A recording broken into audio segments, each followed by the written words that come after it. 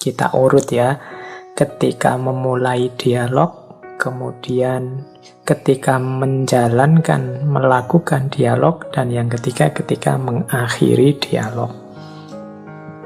Ini teknis-teknis yang harus kita lakukan. Pertama, ketika memulai dialog. Yang pertama apa? Mulailah dengan prasangka yang baik. Jadi, ayo memulai dialog dengan husnudzon, tidak dengan suudzon. Suudzon itu belum dialog sudah menganggap lawannya pasti salah. Sudah menganggap yang sana pasti jelek. Yang sana pasti juga punya motif jelek pada kita. Ini husnudzon. Suudzon. Jangan dihidupkan. Kita awali dengan prasangka yang baik. Saya punya kebenaran, dia punya kebenaran juga. Mungkin dalam kebenarannya ada kesamaan dengan kebenaranku. Dalam kebenaranku juga ada miripnya dengan kebenarannya. Semoga kita bisa bekerja sama dalam kebaikan sesuai kebenaran kita masing-masing. Ini prasangka baik. Semoga kita bisa menemukan titik bersama untuk menata kehidupan ini menjadi lebih baik. Kalau bahasanya Al-Quran, ta'alau ila kalimatin sawa. Marilah, ajaklah mereka pada kalimat yang sama. Nah, jadi awalnya husnudzon. Karena kalau awalnya suudzon, ya jatuhnya nanti debat yang tidak produktif. Yang pertama itu. Yang kedua, memahami apa yang ingin dihasilkan, ditemukan, diluruskan, atau yang ingin disepakati. Ini sering terjadi.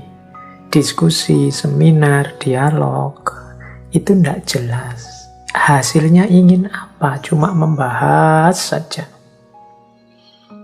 Kalau jelas hasilnya apa, ingin menemukan apa, meluruskan apa, atau menyepakati apa, nanti dialog akan lebih terarah, terfokus. Jadi, orang yang mau bicara sebelumnya diberitahu dulu bahwa ini arahnya adalah untuk menemukan misalnya akar masalah dari situasi hari ini. Nah, gitu loh. Jelas arahnya. Jadi nanti para pembicara dalam dialog ngerti kewajiban dia yang harus disampaikan apa. Jangan sampai sudah duduk bersama terus tidak jelas. Ini ingin menemukan apa. Akhirnya masing-masing ngomong sesuai perspektifnya secara ngalor ngidul. Dan terakhir terus moderatornya bilang gini, saya tidak bisa menyimpulkan forum hari ini, jadi silahkan disimpulkan sendiri, saya sering begitu. Ya sudah, silahkan para peserta mengambil manfaat, menyimpulkan sendiri.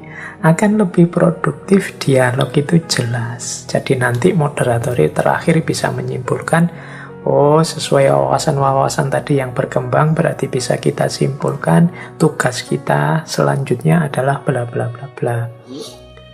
Nah, atau hari ini kita temukan bahwa ternyata akar masalahnya di sini.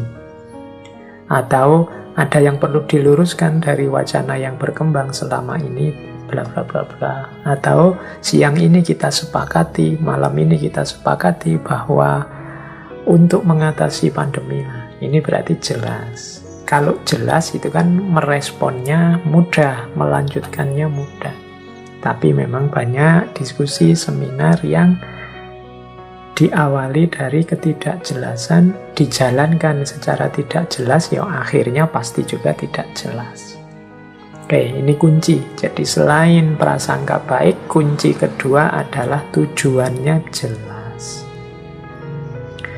Yang ketiga, menguasai wawasan atau pengetahuan yang dibutuhkan untuk dasar bertukar pikiran. Nah, ini juga penting. Jangan sampai para peserta dialog masuk ke ruang dialog dengan pikiran yang kosong. Tidak punya harapan apa-apa, juga tidak punya wawasan apapun. Akhirnya nanti begitu masuk ruangan, diberitahu apa saja oh saja wong sejak awal nggak punya wawasan, nggak punya pengetahuan tentang tema itu. Ini yang membuat nanti dialog jadi nggak produktif. Jadi isinya nggak jadi dialog, akhirnya cuma monolog dari satu narasumber ke peserta. Tidak ada respon balik. Nah ini perlu dilatih, karena kita ini tidak terlatih dialog sebenarnya kalau mau jujur. Kita lebih suka diceramai, didikte. Nah, coba latihan memulai dialog. Kuasai wawasan-wawasan pengetahuan yang dibutuhkan sesuai tema yang mau dibahas dalam dialog. Ini juga penting. Kalau para pesertanya kosong semua, apalagi narasumbernya kosong, mungkin narasumbernya sangat laris, diundang di mana-mana tiap hari, apalagi sekarang jarak jauh juga bisa, tiap hari diskusi dengan Zoom, sudah mateng pasti materi yang dibawa. Nah, ini harus mulai latihan membuat forum dialog yang produktif, biar tidak cuma berhenti begitu dialognya selesai, Zoom-nya selesai, urusan selesai. Tidak ada manfaat, maslahat sedikit pun. Antara sebelum kegiatan dengan setelah kegiatan sama saja. Ini eman-eman. Saya sering menghitung-hitung itu di Indonesia ini, kegiatan akademik, kegiatan ilmiah, forum-forum diskusi, seminar, forum-forum kajian itu jumlahnya mungkin tiap hari bisa ratusan. Itu kalau setiap forum menyumbangkan satu kemaslahatan hidup, satu kemanfaatan dalam hidup, itu tiap hari berarti ratusan masalah di Indonesia selesai. Idealnya begitu. Tapi karena semuanya berjalan secara tidak terkontrol, banyak forum yang akhirnya tidak produktif. Eman-eman biaya, eman-eman tenaga, eman-eman waktu yang sudah keluar. Nah, yang ketiga ini. Jadi, ayo dibiasakan setiap kali ada forum, ada diskusi, kita sudah punya serba sedikit wawasan atau pengetahuan yang dibutuhkan sehingga nanti bisa menyumbangkan, bisa berkontribusi positif dalam forum diskusi yang imbasnya adalah kontribusi untuk kemanfaatan dan kemaslahatan sosial. Yang ketiga, kalau ini semangatnya, spiritnya, masuklah ruang diskusi dengan spirit menemukan yang lebih benar, menemukan yang lebih baik dari kebenaran dan kebaikan yang selama ini kita yakini. Karena kita sadar bahwa kita ini terbatas. Yang kita anggap benar dan baik sekarang itu mungkin nanti kalau kita sudah masuk ruang diskusi akan ketemu ternyata ada yang lebih benar, ada yang lebih baik. Karena keterbatasan kita selama ini, ngerti kita hanya itu-itu. Tapi setelah mendengarkan beliau-beliau dari perspektif yang berbeda, sekarang kita tahu, kita semakin luas. Nah, ini semangat dialognya seperti itu. Jadi menemukan yang lebih baik dan yang lebih benar. Bukan semangat mengalahkan atau menjatuhkan. Jadi bukan semangat untuk merusak, bukan semangat untuk mempermalukan, apalagi menjatuhkan, meruntuhkan. Yang berbeda, tapi siapa tahu ada pencerahan baru. Oh, setelah saya mendengarkan beliau ngomong, sekarang saya sadar kebenaran yang saya yakini selama ini maksudnya ini. Mungkin tidak persis dari omongan beliau, tapi omongan beliau itu memancing kesadaran saya, mencerahkan saya tentang kebenaran yang selama ini saya yakini. Nah, itu gunanya mendengarkan yang berbeda antara lain. Maka jangan segan, jangan males untuk berbagi pandangan, membuka telinga lebar-lebar terhadap gagasan-gagasan yang lain yang baru. Karena kadang-kadang datangnya pencerahan itu, datangnya inspirasi kebenaran yang baru itu tidak selalu dari yang kita bayangkan. Kadang kita membaca kitab-kitab tafsir, menelaah kitab-kitab tafsir Al-Quran dengan sangat serius, tidak tersentuh hati kita. Saya tidak tahu, mungkin karena hati kita gelap atau karena sudah terlalu biasa. Tapi mendengarkan motivator bicara atau mendengarkan orang yang berbeda dengan kita ngomong, padahal tidak dalam kerangka keyakinan kita atau agama kita, ada terpancing kesadaran baru, terinspirasi pemahaman baru terhadap kebenaran yang kita yakini selama ini. Nah, itu di antara kuasanya Allah seperti itu.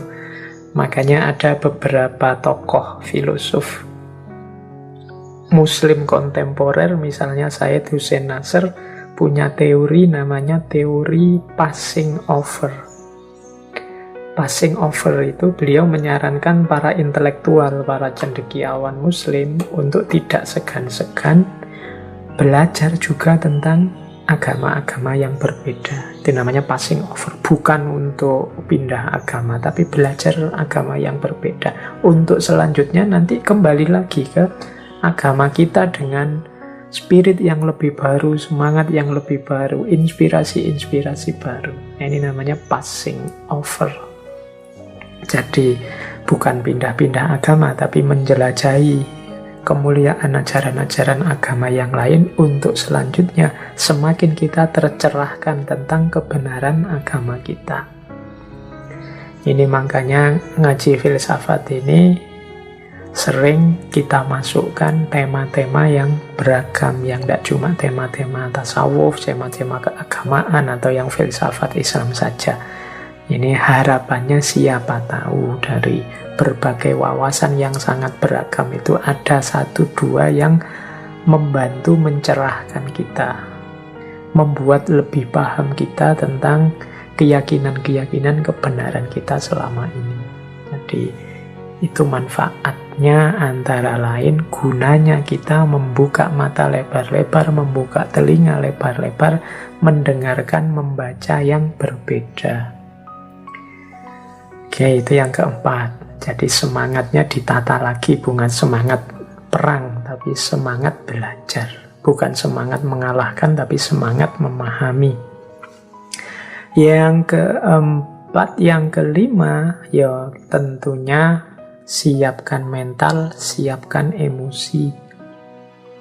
Jadi jangan, kalau memang merasa tidak mood, wah saya ini sedang panas ini Pak, sedang marah-marahnya ini Pak, ini kalau dialog bisa keluar, ini bisa tidak karu-karuan, ya sudah dipending dulu, meskipun sudah janjian sama TV atau janjian sama wartawan untuk dialog, untuk tema-tema, tapi kalau memang merasa saya sedang tidak stabil ini, saya sedang emosi. Ketika sedang emosi, ngomongnya mesti tidak rasional, ngomongnya mesti tidak kontrol. Daripada masalah, ya sudahlah, dipending dulu. Nanti kalau sudah tenang, baru diskusi. Nah, kadang-kadang kan situasi peradaban dengan logika viral hari ini, itu kan biasanya kita ini dimintai komentar untuk hal-hal yang sedang ramai. Sementara kalau hal yang sedang ramai itu berkaitan dengan keyakinan kebenaran kita, itu biasanya cenderung emosional. Emosinya dulu ke depan. Sehingga banyak kemudian komentar-komentar yang justru memanaskan situasi, memanaskan suasana. Ya kalau memang mental kita terasa sedang tidak stabil, sangat marah, sangat tersinggung, sangat tidak terima, sangat, yang semacam itulah, termasuk sangat gembira karena tujuannya tercapai, terus jingkrak-jingkrak, ekstase, itu juga jenis emosi yang tidak stabil. Suspend dulu, tunda dulu, jangan ngomong dulu. Kalau ngomong biasanya terus tidak karu-karuan. Ketika kita sedang marah, tersinggung, ketika kita sedang tidak terima, yo nanti keluarnya juga pastinya kasar, keras, menyerang, agresif, dan lain sebagainya. Yang sedang emosinya seneng juga begitu. Yang sedang ekstase mungkin kalimat-kalimatnya cenderung merendahkan, kemudian menampakkan jeleknya orang musuhnya yang kalah tadi, dan lain sebagainya. Maka sebelum dialog, sebelum mengomentari sesuatu, coba dicek.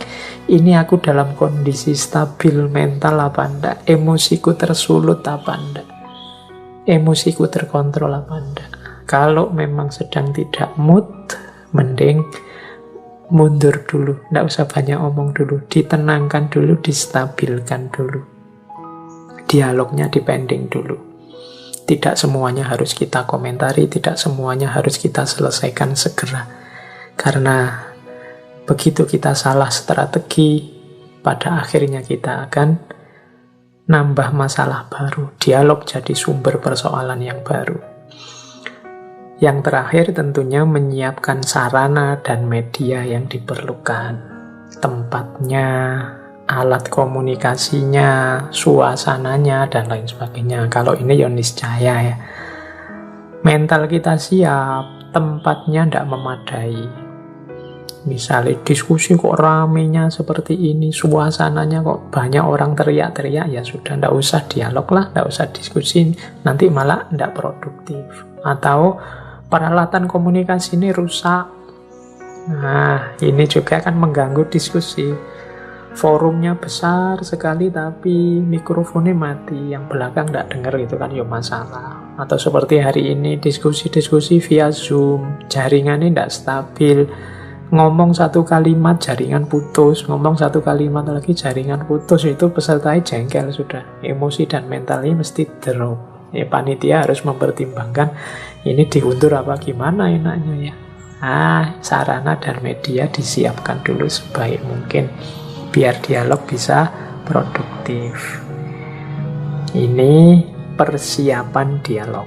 Jadi siapkan sejak awal prasangka yang baik, tujuan yang jelas, wawasan yang diperlukan dikuasai, semangatnya untuk menemukan yang lebih baik, lebih benar, mental dan emosi yang stabil, kemudian sarana dan media yang memadai.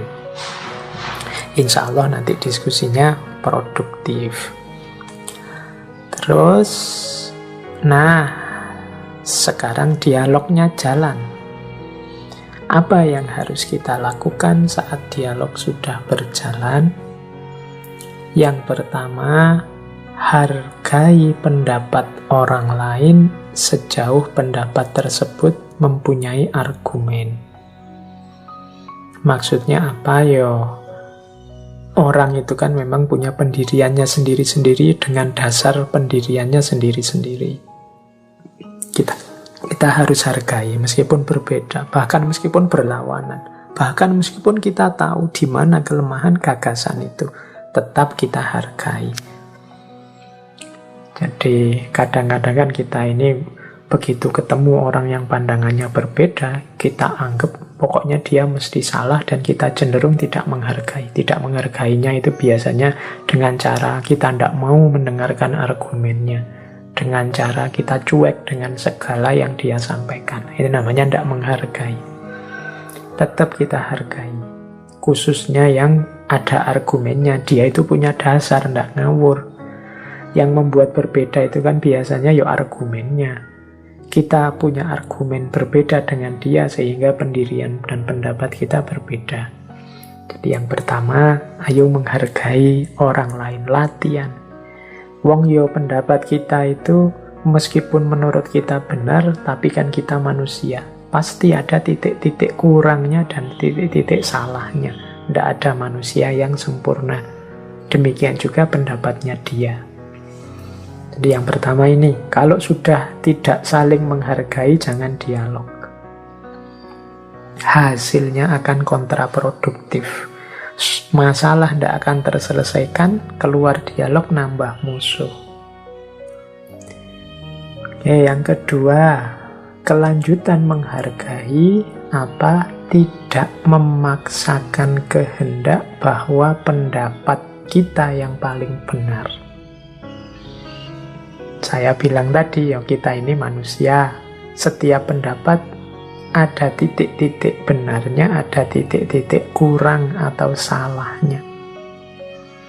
Maka, ya jangan memaksakan. Kita tunjukkan saja, menurut saya yang benar ini. argumennya ini. Menurut saya, argumen sampean kurangnya di sini menurut saya ya. Sehingga ya harusnya diperbaiki. Nah, itu kan sudah kita sampaikan. Kalau dia kukuh tidak menerima ya tidak apa-apa. Wong berpendapat, berpandangan itu kan haknya dia. Jangan dipaksa, apalagi diancam. Tugas kita itu mentok menyampaikan kebenaran, bukan memaksakan kebenaran. Itu yang nomor 2. Jadi jangan memaksakan pendapat, memaksakan kehendak. Yang ketiga, lanjutannya yang kedua tadi, jangan lupa mungkin orang lain yang berbeda dengan kita tadi juga menganggap ada titik-titik lemah, titik-titik salah dalam pendapat kita. Ya berarti kita harus lapang dada kalau dia mengkritik kita. Dikritik itu rasanya, kita itu kalau ada orang bilang, yo kita harus mampu menerima kritik, kita itu menerima begitu. Kita juga sering mengkritik orang yang tidak bisa dikritik. Tapi dalam prakteknya, kita sendiri kalau dikritik orang biasanya tidak terima, marah, kesusu ingin bantah, gatel mulut kita, gatel tangan kita ingin menjelaskan segera. Ini namanya ciri-ciri kita tidak terlalu lapang dada. Luaslah dadamu, lapangkan dadamu. Orang mengkritik, ya kritiknya pastinya juga tidak pasti benar. Tapi kelapangan dada kita akan membuat setiap kritik akan ada relevansi, ada manfaatnya sendiri. Tidak apa-apa. Mungkin memang ada yang harus diperbaiki dari kebenaran-kebenaran kita selama ini. Mungkin cara penyampaiannya, mungkin susunan alasan atau argumennya, mungkin penerapannya, dan lain sebagainya. Jadi kita harus lapang dada menerima kritik. Anggaplah bahwa semua orang lain itu saudara kita. Jadi kalau ada saudara menasihati saudaranya itu kan sesuatu yang positif. Berarti mereka peduli dengan kita. Yang bahaya itu kan kalau orang cuek dengan pendapat kita meskipun pendapat kita itu salah. Ini kita harus hati-hati. Jadi kita harus gelisah kalau orang-orang ini kok rasanya setuju terus ya dengan pandangan saya. Jangan-jangan sebenarnya mereka tidak setuju, mereka cuma cuek aja. Mereka tidak peduli aja. Wis jarno, wis biarkan saja. Sak ucap-ucapnya dia, sak omong-omongnya dia. Percuma dikasih tahu juga tidak mau. Nah, jangan-jangan levelnya di situ. Kalian yang tidak pernah dikritik orang, jangan merasa besar kepala. Mungkin jangan-jangan orang itu cuek padamu, menganggapmu tidak penting. Berbahagialah maka kalau masih ada yang mau mengkritikmu, siap meluruskanmu kalau salah. Jadi di forum dialog pun kita hidupkan semangat ini. Semangat lapang dada menerima kritik. Yang keempat, memilih kalimat yang paling baik dan paling indah. Jadi kita ini sedang berinteraksi dengan sesama manusia, sesama makhluknya Allah, sesama makhluk yang dimuliakan oleh Allah. Maka semakin kita memuliakan orang lain, hakikatnya kita semakin menghargai karyanya Allah. Insya Allah yang kita lakukan akan mengundang ridhonya Allah dan rahmatnya Allah untuk kita. Jadi jangan segan-segan, jangan sungkan-sungkan untuk respect, memberikan yang terbaik pada orang lain. Baik berupa kata-kata, berupa perbuatan, atau berupa apapun. Karena orang lain hakikatnya juga makhluk Allah dan dimuliakan oleh Allah. Allah itu kan kalau dalam Al-Quran memuliakan Bani Adam. Bani Adam itu berarti semua orang, semua manusia sebenarnya dimuliakan oleh Allah. Maka ketika kita memuliakan orang lain, kan dalam Al-Quran itu kan ada kalimat walaqad karramna bani Adam, sudah sungguh telah kami muliakan bani Adam. Itu berarti kalau kita memuliakan orang lain, menghargai orang lain, siapapun dia, termasuk rival kita, orang yang memusuhi kita, orang yang berbeda agama dengan kita, hakikatnya sebenarnya kita sedang mewujudkan takhollat bi ahlakillah, berperilaku, berakhlak seperti akhlaknya Allah, memuliakan semua Bani Adam. Tidak hanya yang muslim saja, tidak hanya yang mau membantu atau kawan kita saja, termasuk mungkin yang memuisi kita, yang melihat kita jelek terus, tidak masalah kita muliakan mereka. Seandainya harus mengkritik mereka, ya disampaikan dengan ucapan terbaik dan terindah. Seandainya harus meluruskan mereka, disampaikan dengan kalimat paling lembut yang tidak menyakiti, tidak kasar dan tidak mencaci. Nah, disinilah nanti sebenarnya kuncinya mengapa kehadiran Rasulullah, kehadiran Islam harusnya bernilai rahmatan lil alamin, menjadi rahmat bagi alam semesta. Karena kita adalah makhluk yang diberi amanat untuk menata dunia ini, plus menghargai sesama dan menghargai semesta. Oke, jadi ini hal yang harus kita lakukan selama dialog. Menghargai pendapat orang lain, tidak memaksakan kebenaran, lapang dada saat dikritik orang, kemudian memilih kalimat ucapan terbaik, terbagus, tidak kasar, tidak mencaci saat harus juga mengkritik orang lain. Oke, kita lanjutkan. Nah, akhirnya bagaimana saat kita mengakhiri dialog? Saat mengakhiri dialog, pertama-tama yang jelas harus mau memancang komitmen untuk menjalankan kebenaran yang tadi ditemukan, disepakati bersama dalam dialog. Keputusan dialog, keputusan rapat itu kan mengikat pada anggota-anggotanya. Kita harus komitmen, tadi sudah diputuskan itu, sudah disepakati itu, siap menjalani. Kalau kita tidak punya mental siap menjalankan keputusan yang diambil, tidak usah dialog.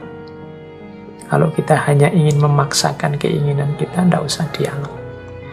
Berani berdialog itu berarti berani dan siap menerima hasil keputusan dialog. Oke, ini kalau ditemukan kesepakatan bersama. Kalau tidak, kan kadang-kadang memang kebenarannya terlalu kontras, tidak bisa dipertemukan. Ya tidak apa-apa, wong tidak ketemu ya tidak dipaksakan ketemu. Seperti tadi, kalau dipaksakan jadinya ngawur, nanti merusak malah. Kalau terjadi yang seperti itu, saling memaklumi dan saling menghargai. Kalau tidak dicapai kesepakatan tertentu tentang kebenarannya, ya sudah, disinilah titik lana a'maluna walakum a'malukum, engkau pegangi kebenaranmu, aku pegangi tetap kebenaranku, karena kita tidak ada titik temu. Meskipun demikian kita tetap fastabiqul khairat, ayo setelah ini berlomba-lomba dalam kebaikan, bukan berlomba-lomba saling menjatuhkan. Berbuatlah baik sebanyak mungkin dalam koridor keyakinan kebenaranmu, aku juga akan berbuat baik sebanyak mungkin dalam koridor keyakinan kebenaranku. Pemenangnya adalah yang paling banyak kebaikannya.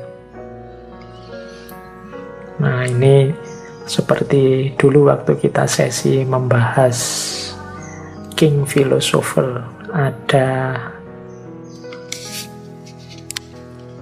Sultan Jalaluddin Muhammad Akbar yang dari India, itu yang satu ketika memberi kuis kepada anak buahnya, kepada para pejabatnya. Beliau gambar satu garis dengan kapur, kemudian menguji para pejabatnya, siapa yang bisa memendekkan garis ini tanpa harus menghapusnya.